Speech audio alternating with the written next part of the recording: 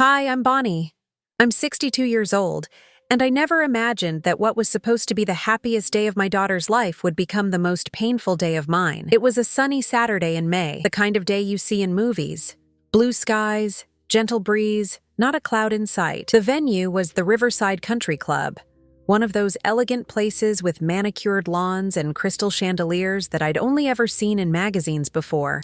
Everything was decorated in white and gold, exactly the way Carol had always dreamed since she was a little girl playing bride with her dolls. I remember standing in the parking lot that morning around 10 o'clock, looking at myself in my car's side mirror. My hands were shaking slightly as I adjusted my hair one more time. I was wearing a simple navy blue dress I'd bought at Macy's during their clearance sale 3 months earlier. Nothing fancy, but it was new and I'd pressed it carefully the night before, hanging it on the bathroom door so the steam from my shower would help smooth out any remaining wrinkles. I'd even gotten my hair done at Gloria's hair salon on 5th Street, something I rarely did anymore since money was always tight. Gloria had styled it in soft curls and sprayed it with enough hairspray to survive a hurricane. I wanted to look nice for my daughter. I wanted her to be proud of me. I wanted to fit in, even though deep down I knew I never would. But as soon as I walked through those massive oak doors into that venue, I felt it. That uncomfortable feeling in the pit of your stomach when you know something's wrong but can't quite put your finger on it. It's the same feeling I used to get as a kid when I knew I was about to get in trouble, or as an adult when I sensed bad news was coming. My mother used to call it intuition. I call it dread. The lobby was already bustling with guests arriving, women in designer dresses and men in expensive suits, all greeting each other with air kisses and firm handshakes. They all seemed to know each other, moving through the space with the confidence of people who belonged. I clutched my small purse, a simple black one I'd had for years, and made my way toward the ceremony space, feeling distinctly out of place. A young woman in a black vest and white shirt approached me with a professional smile. She was holding a clipboard and had one of those headset microphones like you see on TV production crews. "Good morning. Are you with the bride or groom?" she asked cheerfully. "The bride," I said. "I'm her mother." Something flickered across her face. Surprise, maybe, or confusion. But she recovered quickly. "Oh, Mrs. Morrison, welcome. If you'll follow me, I'll show you to your seat." She led me through the decorated archway into the ceremony space. It was breathtaking, I'll admit. White chairs lined up in perfect rows, an aisle covered in white rose petals, tall arrangements of flowers at the altar. Everything was perfect, elegant, expensive. The kind of wedding I'd always dreamed of giving Carol but never could afford on my own. I expected to be led to the front row. That's where mothers sit, isn't it? I'd been to enough weddings in my life to know that much. But instead, the young woman guided me past the first row, where I could see elegant name cards reading Mr. and Mrs. Robert Pemberton, Catherine Pemberton Walsh, Elizabeth Pemberton Chen, and past the second row, settling me in the third row. The third row, like an afterthought. "Here you are," she said brightly, gesturing to a seat on the aisle. "The ceremony will begin in about 30 minutes. There are programs on your seat, and the restrooms are back through the lobby and to your right if you need them. Can I get you anything? Water? Champagne?" "No, thank you," I managed to say, my voice sounding smaller than I wanted it to. She smiled and walked away, her heels clicking on the polished floor. I sat down slowly, looking at the empty first row in front of me, the row reserved for Josh's family, the important people. I picked up the program from my seat, thick, expensive cardstock with gold lettering. "The wedding of Carol Ann Morrison and Joshua David Pemberton," it read, with their engagement photo on the front. They looked so happy in that picture, Carol's head on Josh's shoulder, both of them laughing at something outside the frame. I traced my finger over Carol's face in the photo, remembering when she was little and would laugh like that at the silliest things. I remembered pushing her on the swings at the park, her shrieking with delight every time she went higher. I remembered reading bedtime stories to her, doing all the character voices until she giggled herself to sleep. I remembered her first day of school, how she'd turned back at the classroom door and blown me a kiss. When did we lose that? When did I become someone to be hidden away in the third row? Guests began filing in around me. The first 2 rows filled up with Pembertons. Aunts, uncles, cousins, all impeccably dressed and groomed. They greeted each other warmly. These people who probably saw each other regularly at country clubs and charity galas. I heard snippets of their conversations. Talk about summer homes in Martha's Vineyard, investment portfolios, their children attending prestigious universities. A woman sitting next to me in the third row introduced herself as Diane, Josh's father's law partner's wife. She was polite enough, complimenting my dress and making small talk about the beautiful weather, but I could tell she was puzzled by my placement. She kept glancing at the empty front row and then back at me, clearly wondering why the mother of the bride wasn't sitting there. I was wondering the same thing. The ceremony started promptly at 11. The string quartet began playing, and everyone stood. The bridesmaids came down the aisle first, 6 of them, all in matching champagne-colored dresses. I recognized Madison, Carol's best friend from college, and a few others I'd met briefly at the engagement party 6 months ago. They were all beautiful, all confident, all part of Carol's new world that didn't seem to have much room for me anymore. Then the music changed, and everyone turned to face the back of the room. There she was, my daughter, my Carol, walking down the aisle with Mr. Thomas Henderson, one of Josh's father's senior partners at the law firm. Not with me, not with any family member actually related to her, but with a man I'd met exactly once, at the rehearsal dinner the night before. Carol had explained it to me weeks ago on the phone. Mom, I know traditionally the father walks the bride down the aisle, but since he's not in the picture, I thought it would be nice to have someone from Josh's family's circle do it. Tom has known Josh since he was a baby. It just makes sense. What she didn't say, but what I heard loud and clear, was that having me walk her down the aisle would be embarrassing, would call attention to the fact that she came from a broken home, from a single mother who'd struggled to make ends meet, would remind everyone that she wasn't born into this world of wealth and privilege, but had married into it. I'd swallowed my hurt and said, "Whatever you want, honey, it's your day." Now, watching her walk past me in that stunning lace gown, later I'd learn it cost $8,000, more than I made in half a year, I felt that hurt all over again. She looked straight ahead as she passed my row, her eyes fixed on Josh waiting at the altar. She didn't glance at me, didn't smile, didn't acknowledge that I was even there. The ceremony itself was beautiful, I suppose. The minister talked about love and commitment, about 2 people becoming one family. Josh's cousin sang Ave Maria in a voice that could have been professional. Carol and Josh exchanged vows they'd written themselves, promising to support each other,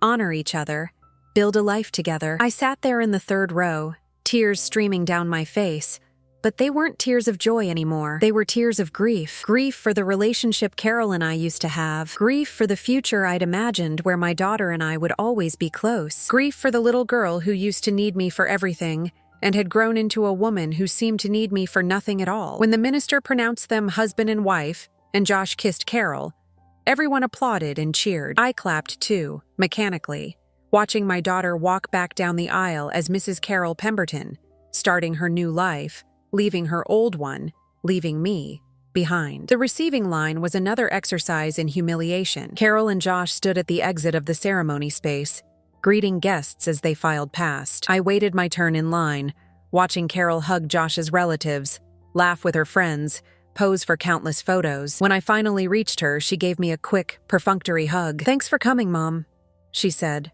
already looking past me to the next guest. "You look beautiful, sweetheart," I said, trying to hold on to the moment. "I'm so proud of you." "Thanks," she replied with a tight smile. Then, louder, to someone behind me, "Oh my God, Aunt Margaret, thank you so much for being here." And just like that, I was dismissed. The cocktail hour was held on the terrace overlooking the country club's golf course.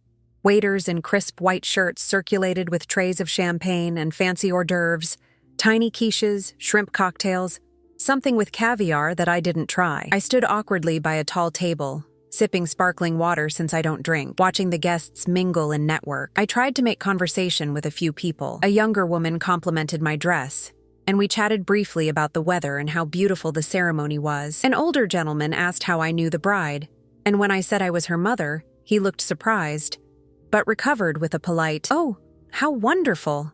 You must be very proud." "I am," I said, though I wasn't sure anymore what I was proud of. The successful career woman Carol had become, or the person she'd had to become to get there, someone who'd learned to hide her roots, to be ashamed of where she came from. At one point, I found myself standing near Margaret Pemberton and a group of her friends. I wasn't trying to eavesdrop, but their conversation carried. "Carol is just darling," one woman was saying, "and so accomplished for someone so young." "Yes, she's really made something of herself," Margaret agreed.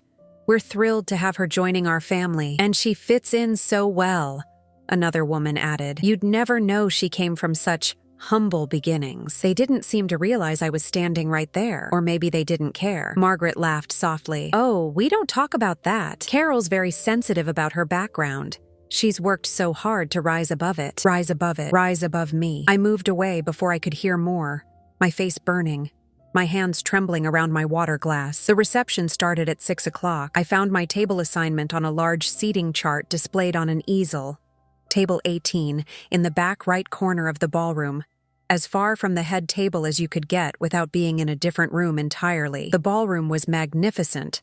I'll give them that. Round tables covered in pristine white linens, each with a centerpiece of white roses, hydrangeas, and baby's breath arranged in tall crystal vases. Strings of lights crisscrossed the ceiling like stars, and candles glowed softly on every surface. A live band was setting up on a stage at the far end, testing microphones and adjusting instruments. Everything was perfect, elegant, expensive. The kind of reception I'd seen in movies but never experienced in person. Table 18 was occupied by people I didn't know.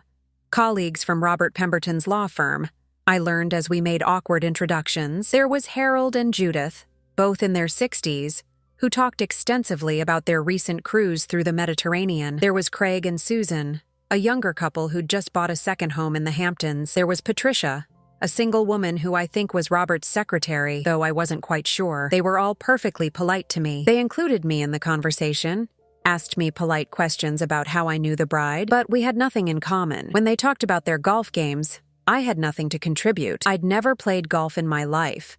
Never could afford it. When they discussed their favorite restaurants in the city, I didn't recognize a single name. When they mentioned their children attending Harvard and Yale and Princeton, I could only nod along, thinking about how Carol had gone to State University on a scholarship, a good school.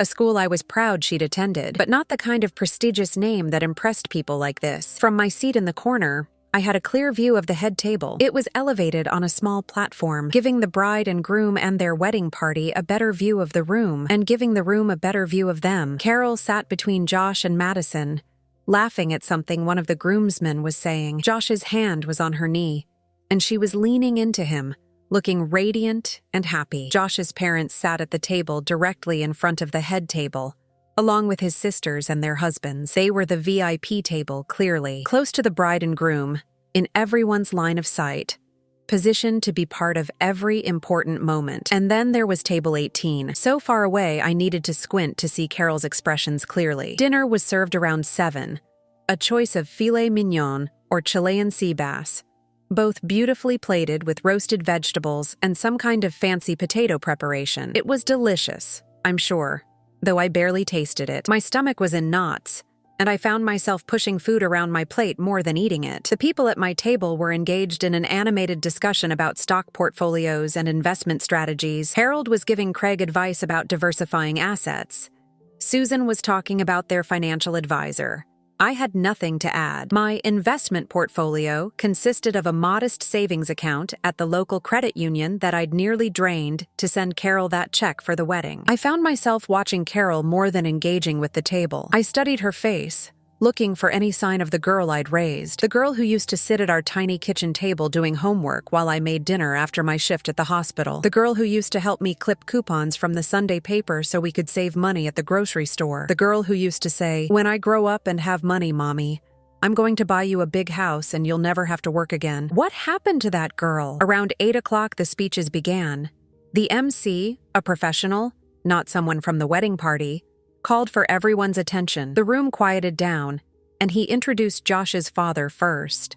Robert Pemberton stood up, tall and distinguished in his tuxedo, and cleared his throat. He spoke eloquently about family legacy, about the Pemberton name and what it meant. He talked about responsibility and building something that lasts. He welcomed Carol into the family with gracious words about her intelligence and ambition. It was a good speech. Well delivered, the kind of speech you'd expect from a successful attorney. Everyone applauded when he finished. Next was Margaret. She stood with a champagne glass in her hand, looking elegant and poised. She told stories about Josh as a little boy, how he used to play in her garden, how he'd always been sensitive and kind, how she'd always known he'd find someone special to share his life with. She talked about getting to know Carol over the past 2 years, about how wonderful it was to add a daughter to their family. She got a little emotional at the end, dabbing at her eyes with a handkerchief and everyone awed appreciatively. More applause. Madison went next. Carol's maid of honor. She told funny stories about college, their late-night study sessions, their spring break adventures, how Carol had been there for her through her own heartbreak. She talked about meeting Josh for the first time and knowing immediately that he was the one for Carol. She raised her glass in a toast to Carol and Josh. May your love story be as epic as the one you've already started writing together. The room erupted in cheers and applause.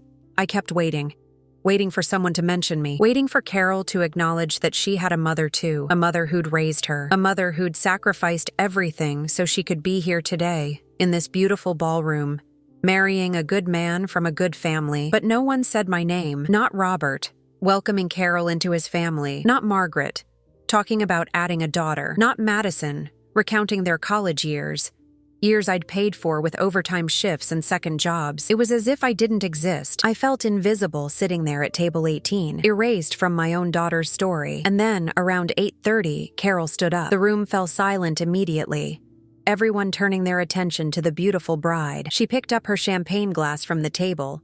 I noticed it was her third or fourth glass. I'd been watching, and stood there for a moment, swaying slightly. Josh stood up next to her, putting his hand on the small of her back, looking at her with such love and admiration. I just want to say a few words, Carol began, and her voice was slightly slurred around the edges. Not obviously drunk, but definitely affected by the alcohol. I recognized that tone. I'd heard it before at the rehearsal dinner, when she'd had a bit too much wine and gotten giggly and loud. Because this has been the most amazing day of my life, she continued, looking around the room. And I have so many people to thank. So many people who made me who I am today. My heart beat faster. This was it, I thought. This was when she'd thank me.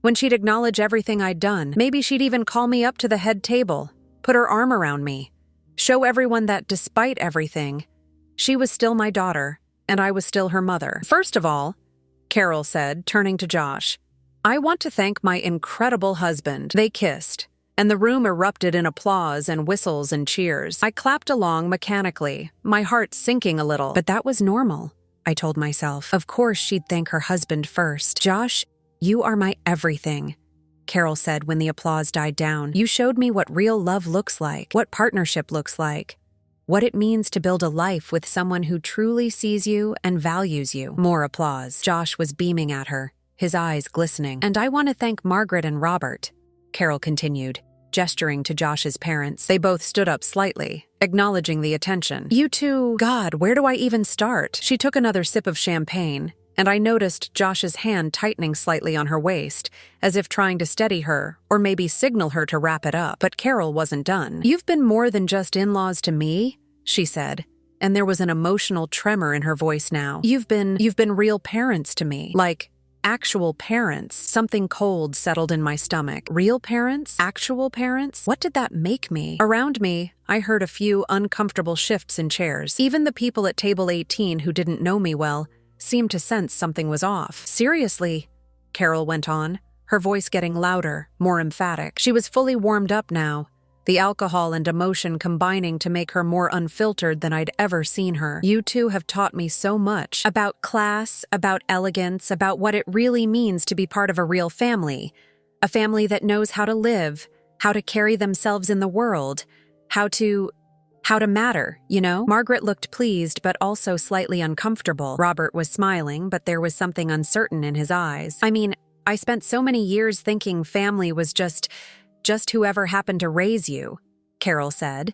And the way she said raise you sounded almost dismissive, like raising a child was nothing special, just something that happened by accident. She took another long sip of champagne, emptying her glass. A waiter immediately appeared to refill it, but Josh waved him away. But I've learned something really important, Carol continued, seemingly not noticing the growing tension in the room. I've learned that real family isn't about biology. It's not about who gave birth to you or who signed your report cards or any of that. Real family is about who elevates you, who makes you better, who shows you a better way to live. I couldn't breathe. Every word felt like a knife. So when I say that life gave me a real family, she raised her newly filled glass. Somehow another waiter had managed to refill it despite Josh's signal, toward the Pembertons. I'm not talking about who raised me. I'm talking about these people right here.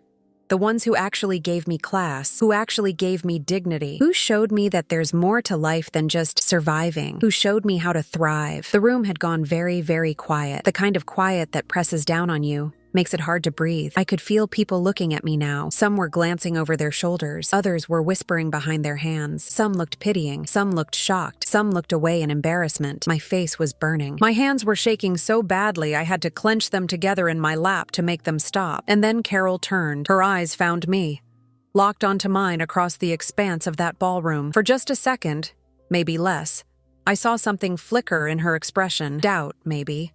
Or recognition that she'd gone too far. But then it hardened into something else, something cold and resolved. "Mom," she said. And the way she said it made my name sound like an accusation, like something dirty she wanted to get rid of. Everyone was looking at me now. 200 pairs of eyes. I felt naked, exposed, like I was standing on a stage under a spotlight with nowhere to hide. "I think it's better if you leave now," Carol said, and her voice was steady, matter of fact, like she was giving directions to the parking lot. I couldn't have heard that right. I must have misheard. This was my daughter, my Carol. She wouldn't— "You don't belong here," Carol continued, and each word was like a physical blow. You're not part of this. Not really. This is my new life, and I need to move forward. I need to move on from all the stuff that came before. All the poverty and the struggle and the embarrassment of it all." My vision was blurring. I realized I was crying, tears streaming down my face, but I couldn't seem to stop them or wipe them away. I was frozen. "You're not welcome here," Carol said, and there was something final in her tone. "I'm sorry if that sounds harsh, but it's just the truth. This is my wedding, my day, and I don't want reminders of everything I've worked so hard to leave behind." The silence in that room was absolute.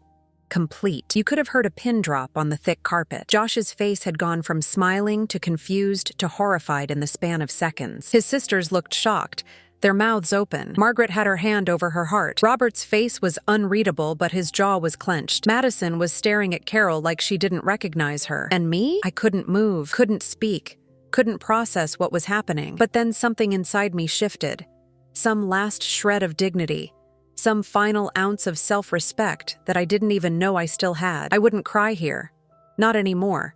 Not in front of all these people. Not in front of her. I pushed my chair back slowly, the legs scraping against the floor with a sound that seemed deafening in the silence. I picked up my small purse from the table with trembling hands. My napkin fell to the floor, but I didn't pick it up. Patricia, the woman sitting next to me, reached out and touched my arm gently. "I'm so sorry," she whispered. It was the only word spoken in that entire ballroom besides Carol's. I started walking toward the exit. Each step felt like it took a year, like I was walking through water, through molasses, through my own humiliation. I could hear the whispers starting behind me, low and urgent. "Oh my God, I can't believe. Did she really just— that poor woman. What kind of person does that to their own mother? This is horrible. Absolutely horrible. Someone should—" I kept walking, past tables of strangers, past people I'd met briefly at the engagement party, past Carol's college friends, past Josh's relatives, all of them staring. The exit seemed a mile away, the longest walk of my life. I was maybe 10 feet from the door when I heard it. Bang! The sound of a hand slamming down on a table so hard that glasses rattled and clinked, and some toppled over, so hard that silverware jumped, so hard that it echoed through the entire ballroom like a gunshot. I stopped. I couldn't help it. Everyone stopped. Every head turned. I turned around slowly, my heart pounding. Josh was standing at the head table, his right hand flat on the white tablecloth, his chest heaving like he'd just run a marathon. His face was bright red, not from embarrassment, but from pure rage. I'd never seen anyone that angry before. His eyes were fixed on Carol with an intensity that made even me take a step back, and I was 50 feet away. "What the hell did you just do?" His voice cut through the silence like a blade, sharp, angry, disbelieving. Carol blinked at him, her champagne glass still in her hand. The confident smile was still frozen on her face, but her eyes were uncertain now, confused, like a child who'd been caught doing something wrong, but wasn't quite sure what. "Josh, what did you just do?" he repeated, louder this time. His voice echoed off the ballroom's high ceilings. Several people flinched. Did you seriously just kick your own mother out of your wedding?" Each word was punctuated, deliberate. "Your mother? The woman who raised you? The woman who gave you everything?" "Josh, calm down," Carol said, trying to laugh, but it came out nervous and broken. "I was just being honest. I was just trying to—" "Honest?" Josh's laugh was sharp, bitter, Nothing like the warm laugh I'd heard from him at the rehearsal dinner. You were being cruel. You were being viciously, inexcusably cruel. He looked around the ballroom, his eyes sweeping across the stunned faces of 200 guests. Does everyone here understand what just happened? He asked, his voice slightly quieter now, but no less intense. Does everyone understand who that woman is? He pointed at me, and I wished I could disappear, but I couldn't move, couldn't look away. That is Bonnie Morrison, Josh continued. She worked 2 jobs to put Carol through St. Catherine's Academy. Do you know what that costs? Thousands and thousands of dollars. She worked as a nursing assistant during the day and cleaned offices at night. For years. Years. So her daughter could get a good education. Carol's face was going pale. Josh, please. She put Carol through college, Josh went on, ignoring her. Paid for everything. Tuition, books, housing. Carol graduated with 0 debt. 0. Do you know how rare that is? Do you know what kind of sacrifice that takes? Margaret Pemberton stood up, her face concerned. Josh, sweetheart, maybe we should discuss this privately. No. Josh's voice was firm. No, Mother. This needs to be said right here, right now, in front of everyone, because what just happened is disgusting. It's shameful. And everyone in this room just witnessed it. He turned back to Carol, and I saw tears in his eyes now, mixing with the anger. I thought I knew you, he said, and his voice cracked slightly. I thought you were kind. I thought you were compassionate. I thought you had a good heart. I thought those were the qualities that made me fall in love with you. Carol was crying now too, mascara running down her cheeks. Josh, please. I had too much to drink. I didn't mean it like that. It just came out wrong. You meant every word, Josh interrupted quietly. And somehow that quiet tone was more devastating than the yelling had been. Maybe the alcohol loosened your tongue. Maybe it gave you courage to say what you've been thinking. But those thoughts were already there. That judgment. That condescension. That desperate need to erase where you came from. He reached up and loosened his bow tie, pulling it off completely and throwing it onto the table. It landed in someone's plate. You want to know what I learned about you today? Josh continued. I learned that when it really matters, when you have to choose between impressing my parents and honoring the woman who gave you life, you choose my parents. I learned that you're ashamed of your own mother. I learned that you care more about what people think than about basic human decency. That's not fair, Carol sobbed. You don't understand what it was like growing up like I did. Poor, always aware that we didn't have what other people had, always feeling less than. And whose fault was that? Josh demanded. Your mother's? The woman who worked herself to the bone to give you everything she possibly could? The woman who sacrificed her own life, her own dreams, her own happiness, so you could have a better chance? He shook his head slowly, like he couldn't quite believe what he was seeing. No, he said firmly. You don't get to blame her for your insecurities. You don't get to punish her because you're embarrassed about where you came from. He stepped back from the table, and I could see the decision forming in his eyes. I knew what he was going to say before he said it. I can't do this, Josh said. I can't marry someone who treats their own mother like garbage. Someone who cares more about social status than about love and loyalty and family. Josh, no. Carol reached for him desperately, but he moved away from her touch. The wedding is off, Josh said clearly, his voice steady now. He turned to face the room, addressing all of us. I apologize to everyone for this disruption. I know you all came here expecting a celebration. I know you got dressed up, bought gifts, arranged your schedules, and I'm sorry. I'm genuinely sorry for wasting your time. Son, Robert Pemberton stood up, his lawyer voice coming through, trying to take control of the situation. This is not the time or place to make rash decisions. Let's all just calm down and... Dad, Josh looked at his father steadily. You and Mom raised me to value integrity. You taught me to stand up for what's right. You always said that a man's character is defined by how he treats people who can't do anything for him. Well, that's what I'm doing. I'm standing up for what's right. He walked away from the head table, crossing the ballroom with long, determined strides. People scrambled to get out of his way. Madison reached out to try to stop him, but he just shook his head. He came directly to me. Up close, I could see that his eyes were red, wet with tears. His jaw was clenched tight.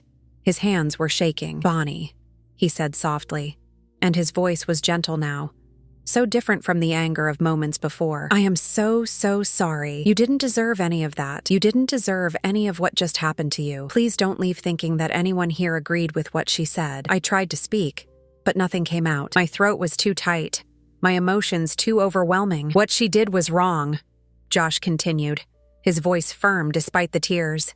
Completely, utterly wrong.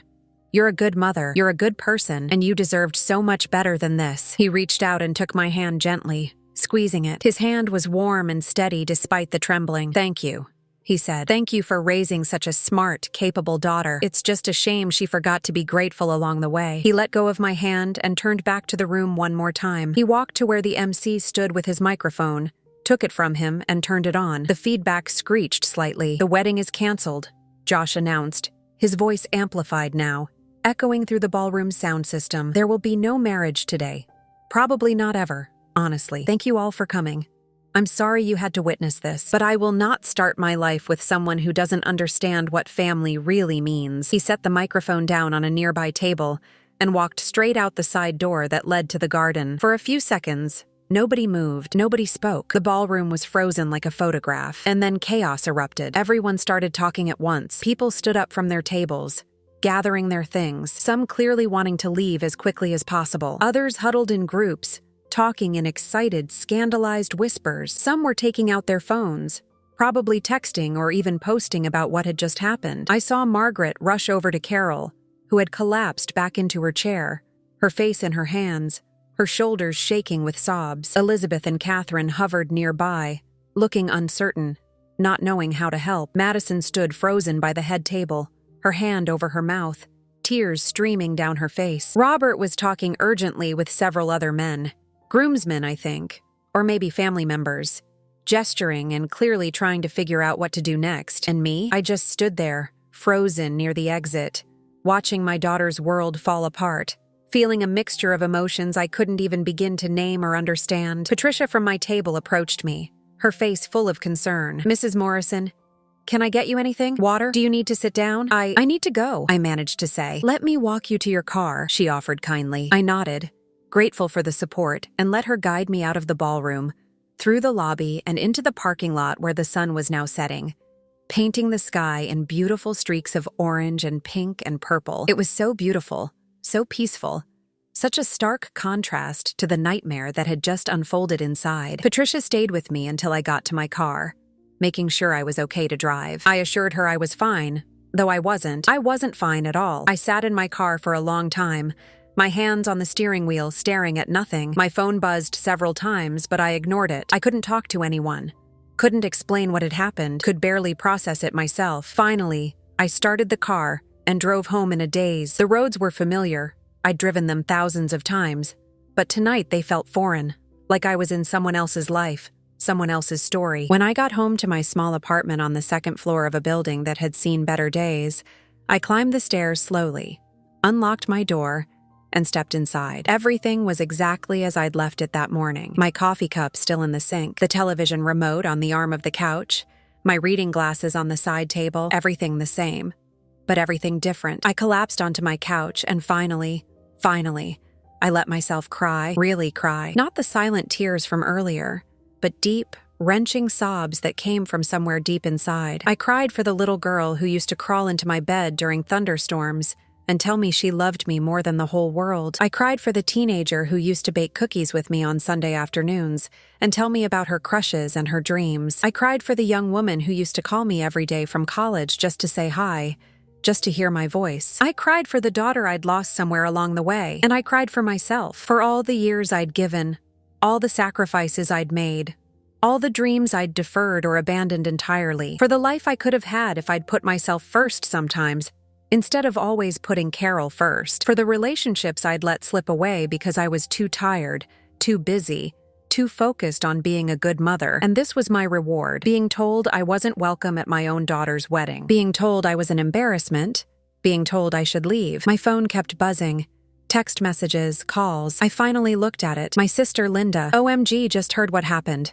Are you okay? Call me." My cousin Robert. "Bonnie, I'm so sorry. That was terrible. Here if you need anything." Numbers I didn't recognize. Probably other guests from the wedding. Word spreading fast. And then, around midnight, a text from Carol. "Mom, please, we need to talk." I turned my phone off and went to bed, still in my navy blue dress, too exhausted to even change. I woke up the next morning to sunlight streaming through my bedroom window and, for a brief, blissful moment, I forgot what had happened. Then it all came rushing back like a punch to the gut. The wedding. Carol's words, the humiliation, Josh canceling everything. My phone had 17 missed calls and 43 text messages when I finally turned it back on. Most were from people expressing sympathy or outrage on my behalf. Linda had called 6 times. Even some co-workers from the hospital had somehow heard about it and reached out, and there were 12 messages from Carol. I didn't read them. Not yet. I wasn't ready. I called in sick to work. I couldn't face anyone. Couldn't pretend I was okay when I so clearly wasn't. I spent Sunday in a fog, moving through my apartment like a ghost. I tried to read but couldn't focus. I tried to watch TV but nothing held my attention. I made tea and forgot to drink it. I sat on my couch and stared at the walls, replaying everything in my mind over and over. What could I have done differently? Should I have been stricter with Carol when she was younger? Should I have demanded more respect? Should I have said something when she started pulling away? Started being ashamed of me? Or was this inevitable? Was this always going to be the outcome once she entered a world I could never belong to? Monday came, and I forced myself to go to work. My co-workers were kind, if a bit awkward. Some had heard rumors. Others clearly knew the whole story. Doris from pediatrics hugged me tight and whispered, "Your daughter is a fool. You're worth 10 of her." It made me cry in the break room, which I hadn't intended to do. Tuesday morning, Carol showed up at my apartment. I was getting ready for work when I heard the knock. When I opened the door and saw her standing there, I almost closed it again. She looked terrible. No makeup, hair pulled back in a messy ponytail, wearing yoga pants and an oversized sweatshirt. Her eyes were red and swollen from crying. She looked nothing like the confident, polished bride from 3 days ago. "Mom," she said, her voice breaking. "Please, I need to talk to you." I stood there for a long moment, hand on the door, trying to decide what to do. Part of me wanted to slam the door in her face, give her a taste of rejection. Part of me wanted to pull her inside and hold her. Because despite everything, she was still my daughter. I stepped aside and let her in. Carol walked into my small living room, looking around like she was seeing it for the first time. Maybe she was really seeing it. The worn couch I'd had for 15 years.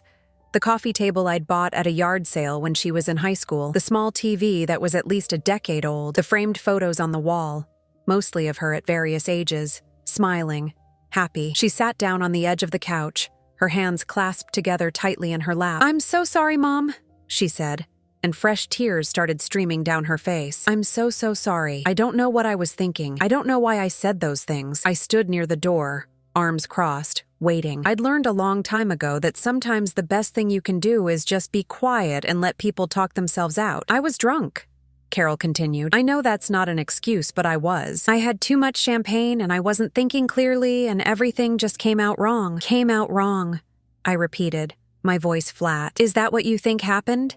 That you just phrased things poorly?" "No, Carol wiped at her eyes. Yes. I didn't mean to hurt you. That's not what I wanted." "What did you want, Carol?" I asked. "What were you trying to accomplish when you told me I wasn't welcome at your own wedding?" She flinched. "I don't know. I felt this pressure, you know? All these important people were there.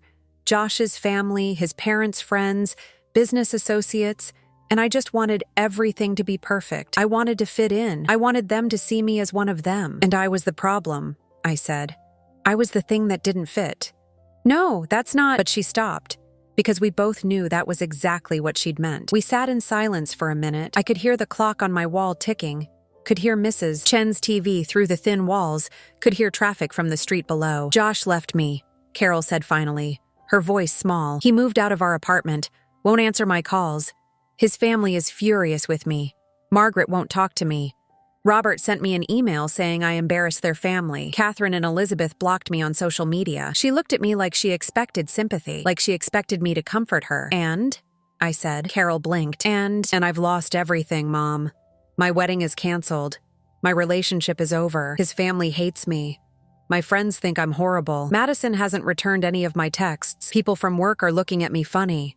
Someone posted about it on Facebook and it got shared hundreds of times. Everyone knows what I did." "What you did?" I repeated. "Say it, Carol. Say what you did." She looked down at her hands. I kicked you out of my wedding." "You told me I wasn't welcome," I said, my voice harder now. "You said I was an embarrassment. You said you wanted to move on from the poverty and struggle of your past. You erased me like I was something shameful to hide." "I know," she whispered. "I know I did. And I'm so sorry." "Are you sorry because you hurt me?" I asked. Or are you sorry because there were consequences? Carol's head snapped up. What? I'm asking if you genuinely feel bad about what you said to me, about how you made me feel. Or are you just upset that Josh left you and the Pembertons rejected you and now you're back to square one, needing your poor old embarrassing mother again? That's not fair, Carol protested. Isn't it? I walked over and sat down in the armchair across from her. Carol, this didn't start at the wedding. This has been building for 2 years. Ever since you met Josh, you've been pulling away from me, hiding me, correcting me, being ashamed of where you came from. I wasn't. You were, I interrupted firmly. You absolutely were. You cut my family out of your wedding guest list. You put me in the 3rd row at the ceremony like I was nobody. You seated me at a table in the back corner with strangers. You didn't mention me in any of the planning, didn't ask my opinion about anything. You had Josh's father's law partner walk you down the aisle instead of me. Carol was crying harder now. I just wanted them to accept me, and you thought erasing your past would make them accept you. I shook my head. Did it work? She didn't answer, which was answer enough. Let me tell you something about people like the Pembertons, I said. They didn't accept you because they thought you came from money or class. Josh fell in love with you because of who you were. Smart, ambitious, hardworking. Those qualities came from somewhere, Carol. They came from watching me work 2 jobs. They came from understanding the value of education because you saw how hard I worked to give it to you. They came from knowing what it means to struggle and fight for something better. I leaned forward. But somewhere along the way, you decided those things were shameful instead of being proud of them. You decided I was shameful. And you know what? Margaret and Robert never asked you to do that. They never told you to reject your mother or hide your background. That was all you. I know, Carol sobbed. I know I messed up. I know I've been terrible. But I'm here now, aren't I? I'm here apologizing. I'm trying to make it right. Are you? I asked quietly, because I haven't heard you actually apologize yet. I've heard excuses. I've heard about the alcohol and the pressure and how you lost Josh. But I haven't heard you say, Mom, I was wrong. I treated you terribly. I'm ashamed of how I acted. And I understand if you can't forgive me. Carol stared at me, her mouth slightly open. I thought that's what I was saying. No, I said. You were explaining, justifying, making me understand why you did what you did. But an apology isn't an explanation. It's taking responsibility. The room fell silent again. I could see Carol processing this, her face going through a range of emotions. Surprise, defensiveness, and finally, slowly, understanding. You're right, she said finally, her voice barely audible. You're absolutely right. She took a deep breath, wiped her face, and looked at me directly. Mom, I was wrong. I treated you terribly. Not just at the wedding, but for months before that. I was selfish and cruel and ungrateful. I took everything you gave me, everything you sacrificed for me, and I threw it back in your face because I was too insecure to own my own story. I was ashamed of you. And that is the worst thing I've ever done. You didn't deserve any of it. You deserved honor and respect and gratitude, and instead I gave you humiliation. I'm ashamed of myself. And I understand if you can never forgive me. The words hung in the air between us. They sounded genuine. They felt genuine. But I'd been hurt too deeply to just accept them and move on. Thank you for saying that, I said carefully. I appreciate it. But, Carol prompted, reading my hesitation. But I don't know if I can forgive you right now, I admitted. I don't know if saying sorry is enough to undo the damage. What you said at that wedding in front of all those people, Carol, you broke something. Something that's been cracking for a long time, but you finally broke it. What do you mean? Her voice was trembling. I mean trust. I mean the belief that no matter what, you loved me. I mean the understanding that we were family, that we were on the same team. I felt my own tears starting now. For 2 years, I've watched you become someone I don't recognize, someone who cares more about status than substance, someone who's willing to hurt people to climb the social ladder. And that wedding? That was just the moment when you showed everyone else who you'd become. But I already knew. Carol buried her face in her hands. What can I do? How can I fix this? I don't know if you can, I said honestly. At least not quickly, not with one conversation and some tears. Then what? She asked desperately. Do you want me to leave? Do you never want to see me again? I thought about it. Really thought about it. Did I want her out of my life completely? Did I want to cut her off? Make her feel the rejection she'd made me feel? No, I said finally. No, I don't want that. But I need time, Carol. I need space to process everything, to decide what our relationship looks like going forward, because it can't be what it was before. Me giving everything and you taking it all for granted. It can't be me molding my life around yours while you're embarrassed I exist. I'm not embarrassed of you anymore, Carol insisted. Aren't you? I challenged. Or are you just upset that being embarrassed of me cost you Josh? She opened her mouth to argue, then closed it. She didn't have an answer. I think you should go, I said gently. I need to get to work, and you need to figure out who you want to be, not who the Pembertons want you to be, not who you think will impress people, but who you actually are, at your core. Carol stood up slowly, looking lost. Can I call you? Give me some time first, I said. A few weeks, maybe. Let me work through this. She nodded, tears still flowing. She walked to the door, then turned back. Mom, I really do love you.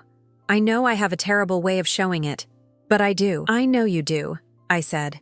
I just don't know if that's enough anymore. She left, and I stood in my apartment alone, feeling emptier than I'd felt in years. Over the next few weeks, I focused on myself for the first time in decades. I went to work, came home, read books I'd been meaning to read for years. I had dinner with Linda and actually enjoyed myself, laughing at her stories and feeling lighter than I had in months. I joined a book club at the library. I started taking walks in the evening, something I'd never had time for before. I didn't call Carol. She didn't call me either, which I appreciated. She did send a few texts. Nothing pushy, just checking in, letting me know she was thinking of me. I responded briefly but didn't engage in real conversation. I heard through Linda that Carol had moved out of the apartment she'd shared with Josh, was staying with Madison temporarily, that she'd taken a leave of absence from work, that she was seeing a therapist. I was glad she was getting help, but it didn't change what had happened. 3 weeks after the wedding, I got a letter in the mail. Not an email, not a text, but an actual handwritten letter. The envelope was addressed in Carol's neat handwriting. I stared at it for a long time before opening it. Inside were two things: a check for $2,000, the exact amount I'd contributed to the wedding, and a letter. Dear Mom, I know you said you needed space, so I'm not calling, but I needed to write this down. Needed to say things I should have said a long time ago. First, I'm returning your wedding contribution. I know it was probably your entire savings. I know you can't afford to just lose that money. Please take it back. Please use it for something for yourself for once. Second, I've spent the last 3 weeks in therapy, and I've realized some hard truths. I was jealous of Josh's family, not because they had money, but because they seemed so effortlessly confident, so sure of their place in the world. I wanted that confidence, and I thought the way to get it was to become like them, to erase everything that made me different. But in trying to become someone else, I lost the best parts of myself, the parts you gave me, the work ethic, the resilience, the understanding that real strength comes from overcoming challenges, not from never having them in the first place. I told you I wasn't embarrassed of you anymore, and you were right to call me out. The truth is, I don't know if I'm there yet. I'm working on it. I'm trying to understand why I felt such shame about my own story, but I'm not there yet. What I do know is this: you are the strongest person I've ever known. You gave me everything and asked for nothing. You loved me unconditionally, even when I didn't deserve it. And I repaid that love with cruelty and rejection. I don't expect you to forgive me. I don't expect things to go back to normal. But I want you to know that I'm trying to be better, trying to be someone worthy of the sacrifices you made. I love you, Mom. I always have, even when I was too selfish to show it properly. Carol. I read the letter 3 times. Tears streaming down my face. It was a good letter, a real apology, not just excuses, but it also confirmed what I already knew. Carol was still figuring herself out, still wrestling with her shame and insecurity, and I couldn't fix that for her. Only she could. I deposited the check. I needed the money, and she was right. I did need to spend some of it on myself for once. Maybe I'd take a trip somewhere. Maybe I'd finally replace my ancient TV. Maybe I'd just save it for retirement. But I didn't write back. Not yet. It was 6 weeks after the wedding when Carol showed up at my apartment again. It was a Saturday afternoon, and I was making myself lunch when I heard the knock. When I opened the door, I almost didn't recognize her. She'd cut her hair short, a bob that stopped at her chin, very different from the long styled hair she'd had before. She was wearing jeans and a simple t-shirt, no makeup. She looked younger, more like the Carol I remembered from college. "Hi, Mom," she said quietly. "I know I'm showing up unannounced again. If you want me to leave, I will. But I was hoping we could talk." I hesitated, then stepped aside. "Come in." She sat on the same spot on the couch as before. I sat in the armchair. "I got your letter," I said. "Thank you for returning the money." "I should have done it sooner," she replied. "It was never my money to keep." We sat in awkward silence for a moment. "I broke up with Madison," Carol said suddenly. What? I was surprised. Why? Not romantically. We were never together, Carol clarified with a small, sad smile. I mean, I ended our friendship. Or rather, I acknowledged that it had already ended. After the wedding, she texted me once to say she was disappointed in me and needed space. I kept trying to reach out, to explain. But she never responded. So finally, I sent her one last message saying I understood, that I'd hurt too many people, and that I wouldn't bother her anymore. I'm sorry, I said. And I meant it. Losing a best friend is painful, regardless of the circumstances. I'm not, Carol said. I mean, I am. I miss her. But I also understand why she can't be around me anymore, why a lot of people can't. I showed them a side of myself that was ugly and cruel, and they have every right to walk away. She looked at me directly, including you. I haven't walked away, I pointed out. Not yet, Carol said. But you might, and I would deserve it. I didn't argue because she was right. I quit my job, Carol continued. Put in my 2 weeks' notice last Monday. My last day is next Friday. Why? I asked, surprised again. Because everyone there knows what happened. Because I can't walk into a meeting without wondering if people are talking about me behind my back. Because staying there means staying in the same circles as the Pembertons. And I can't do that right now. She paused. Also, because I realized I never really liked that job. I was good at it, but I didn't love it. I only wanted it because it sounded impressive. Because it made good money. Because it was the kind of job that fit the image I was trying to project. What will you do instead? I asked. I don't know yet, Carol admitted. I have some money saved. Enough to live on for a few months while I figure it out. Maybe I'll go back to school. Maybe I'll try something completely different. Maybe I'll fail spectacularly, but at least it'll be my choice. Not me trying to impress anyone. I nodded slowly. That sounds healthy, actually. My therapist thinks so too, Carol said with a slight smile. She's been helping me understand a lot about myself. About why I felt such a desperate need to belong to a world that wasn't mine. About how insecurity can make you do terrible things to people you love. That's good, I said. I'm glad you're getting help. We sat quietly for a minute. Then Carol spoke again, her voice softer. Mom, I know I can't undo what I did. I know I can't take back those words or erase that moment. But I want you to know I'm trying. Really trying. Not because I want Josh back. I know that's over. Not because I want the Pembertons to forgive me. I know they won't. But because I want to be able to look at myself in the mirror and not hate what I see. Do you hate what you see? I asked. Yes, she answered honestly. Every day, every time I think about that wedding, about what I said to you, I hate myself a little more. Then maybe you need to work on forgiving yourself, I said. Not forgetting what you did, but understanding that people make mistakes, even terrible ones, and that you can choose to be better going forward. Carol looked at me with surprise. You're saying that to me? After what I did to you? I'm saying it because it's true, I replied. Carol, I'm angry with you. I'm hurt. I don't know if our relationship will ever be what it was, but I also know that hating yourself doesn't help anyone. It doesn't help you grow or change. It just keeps you stuck. She started crying again, something she seemed to do a lot these days. How are you so wise? How do you have so much grace after everything? Because I'm your mother, I said simply. And because I've had 62 years to learn that holding on to anger only hurts the person holding it. I'm not ready to forgive you yet, Carol. But I'm working on it. Just like you're working on forgiving yourself. Carol wiped her eyes. Can I ask you something? Of course. Do you think Josh will ever forgive me? I thought about the young man who'd stood up for me at the wedding, who'd been so angry on my behalf, who'd canceled his own wedding rather than marry someone who'd treated her mother so cruelly. I don't know, I said honestly. That's between you and him. But Carol, I don't think you should be focused on getting him back right now. I think you need to focus on becoming someone you're proud of, someone who stands up for people instead of putting them down, someone who values substance over status. And if I do that, if I become that person, do you think could we be okay again? You and me? I looked at my daughter, really looked at her short hair and bare face and vulnerable expression, at the girl who'd hurt me so deeply but who was at least trying to do better. Maybe, I said. Time will tell. But Carol, you have to do this work for yourself, not for me. Not to earn back my love or Josh's love or anyone else's. You have to do it because you genuinely want to be a better person. She nodded. I understand. She stood up to leave. And this time when she got to the door, she turned back. Thank you for talking to me. For not slamming the door in my face. I thought about it, I admitted. She laughed. A real laugh.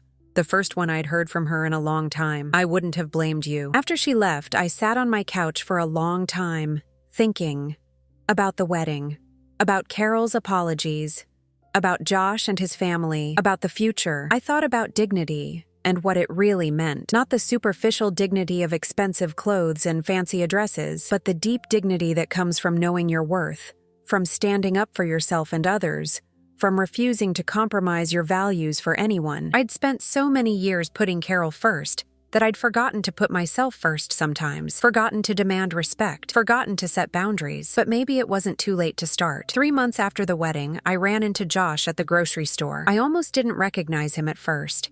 He was in the produce section, examining avocados with the serious concentration of someone who has no idea how to pick a good avocado. He was wearing jeans and a t-shirt, looking more casual and relaxed than I'd ever seen him. When he looked up and saw me, his face went through several emotions: surprise, recognition, and then something warm and genuine. "Bonnie," he said, walking over. "Hi. How are you?" "I'm okay," I said, better than I was. "How are you?" "Getting there," he replied.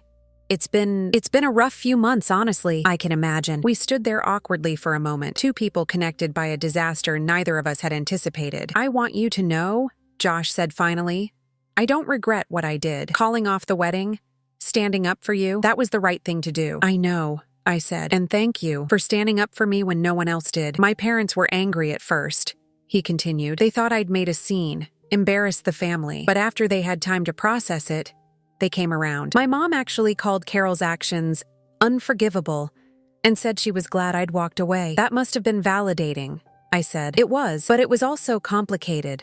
Because as angry as I was, as angry as I am, part of me still—" He trailed off, looking uncomfortable. "Still loves her?" I finished. He nodded. "Is that crazy?" "No," I said. "Love doesn't just disappear because someone hurts you. It would be easier if it did, but it doesn't work that way." "Have you talked to her?" Josh asked. "A few times," I admitted. "She's been working on herself. Therapy, self-reflection, all of that. I don't know if she'll ever be the person I want her to be, but at least she's trying." Josh nodded thoughtfully. "She reached out to me a few weeks ago, sent me a letter. Did you read it?" "Eventually. It took me 2 weeks to work up the courage." He paused. "It was a good letter.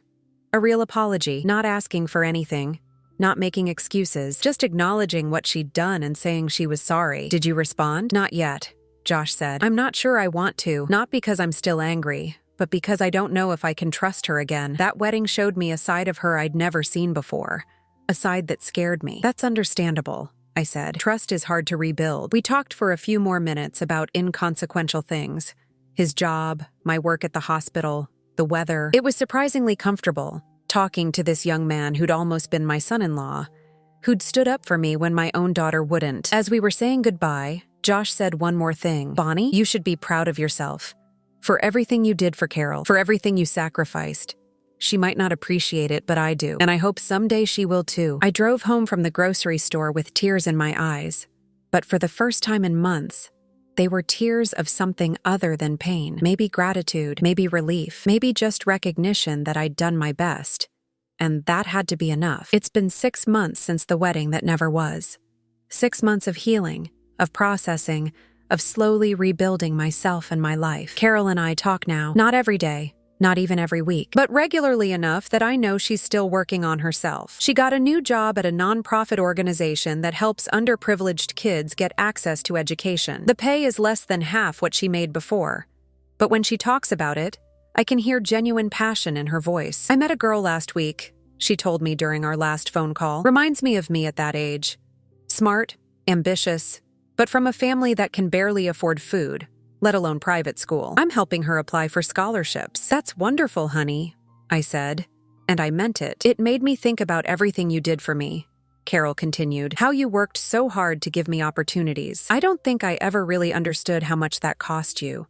Not just money, but time, energy, your own dreams. I don't regret it," I said. "Even now, even after everything, I don't regret giving you the best life I could." "I know," Carol said softly, "and I'm trying to honor that by paying it forward, by being someone you can be proud of. We're not where we used to be, Carol and I. Maybe we'll never be, but we're building something new, something more honest, a relationship where we both have boundaries, where I don't have to sacrifice everything and she doesn't get to take everything for granted. It's not perfect, but it's real." I heard through mutual acquaintances that Josh is dating someone new, a teacher, apparently.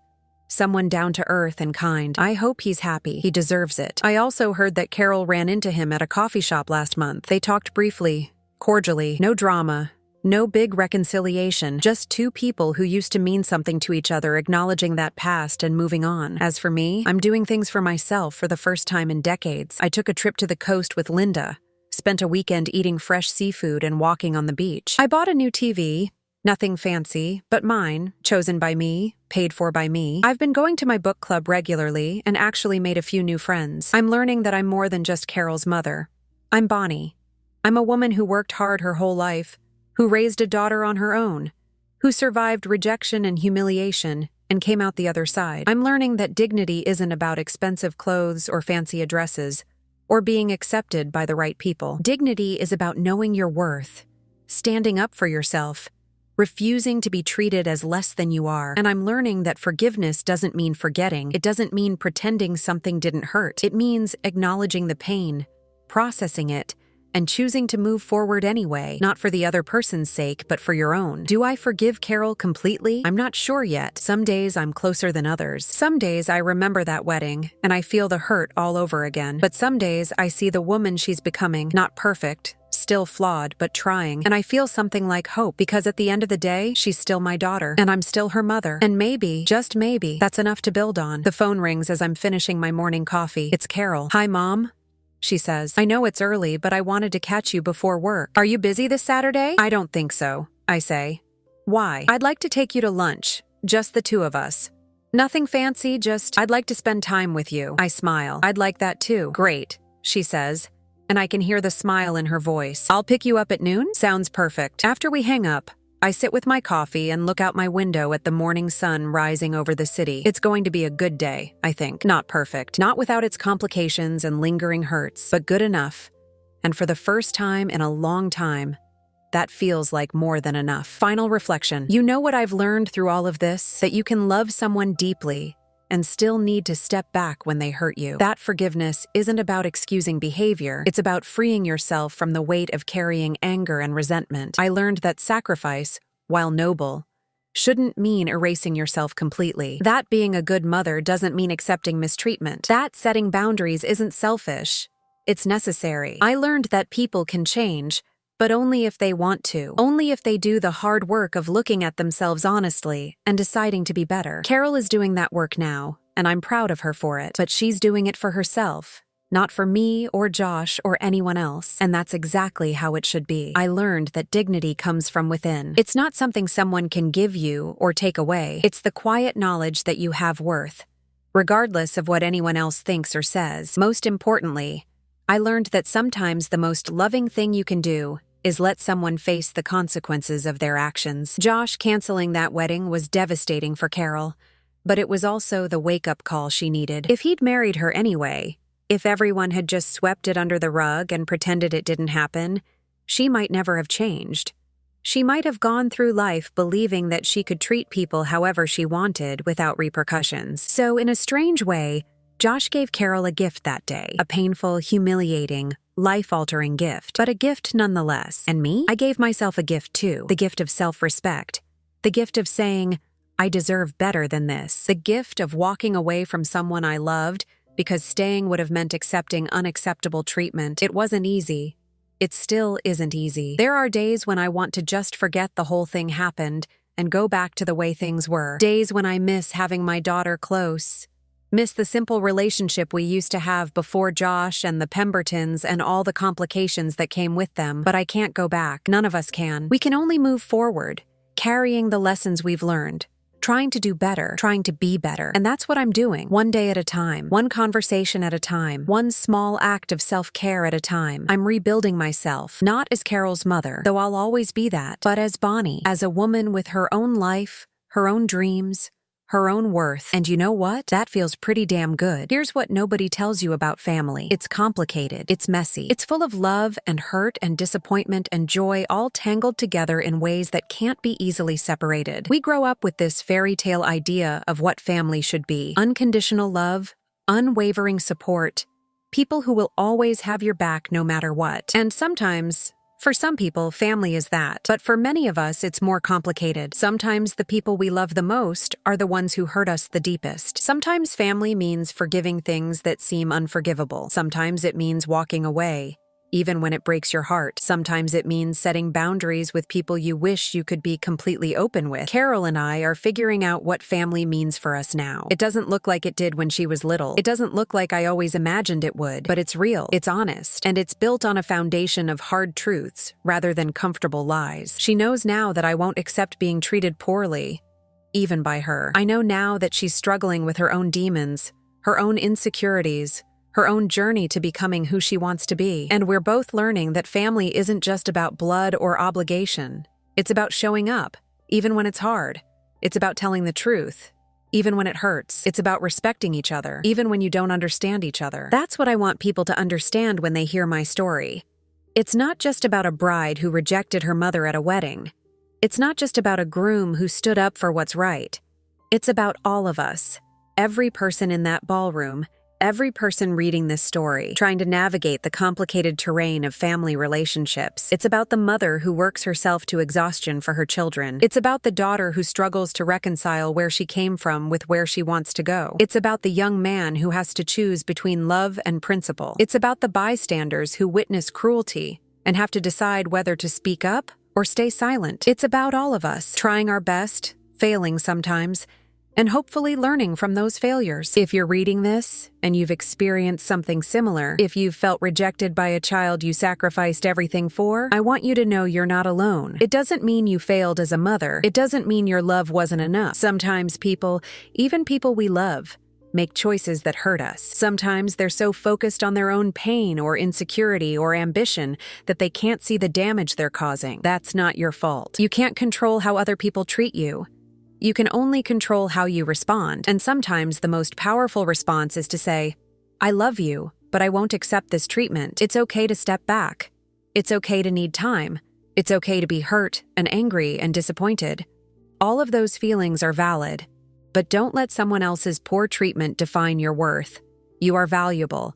Your sacrifices mattered. Your love mattered. Even if the recipient can't see it right now, maybe they'll come around eventually. Like Carol is slowly coming around. Maybe they won't. But either way, you deserve to live a life where you're treated with dignity and respect. So take care of yourself. Set boundaries. Do things that bring you joy. Build a life that's about more than just being someone's mother. Because you're more than that. You always have been. It's just time to remember. I don't know what the future holds for Carol and me. Maybe we'll get back to a place where we're truly close again. Maybe we'll always have some distance between us. Some caution that wasn't there before. I don't know if Josh will ever forgive Carol, or if they'll find their way back to each other. Part of me hopes they do, if she's truly changed. Part of me thinks he's better off with someone who never had to learn the hard way how to treat people with respect. I don't know if the Pembertons will ever speak to Carol again, or if that bridge is permanently burned. I suspect they won't. People like that tend to hold grudges, and Carol embarrassed them publicly. But who knows? People surprise you sometimes. What I do know is this: I'm going to be okay. More than okay, actually.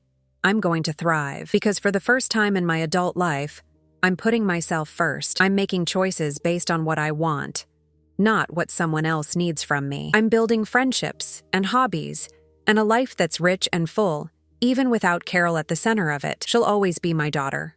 I'll always love her. But she's not my entire world anymore. And that's healthy. That's how it should be. So to anyone who's been through something similar, to anyone who's felt invisible or unappreciated or rejected by someone they loved, it gets better. Not quickly, not easily, but it does get better. You learn to carry the hurt without letting it define you. You learn to forgive without forgetting.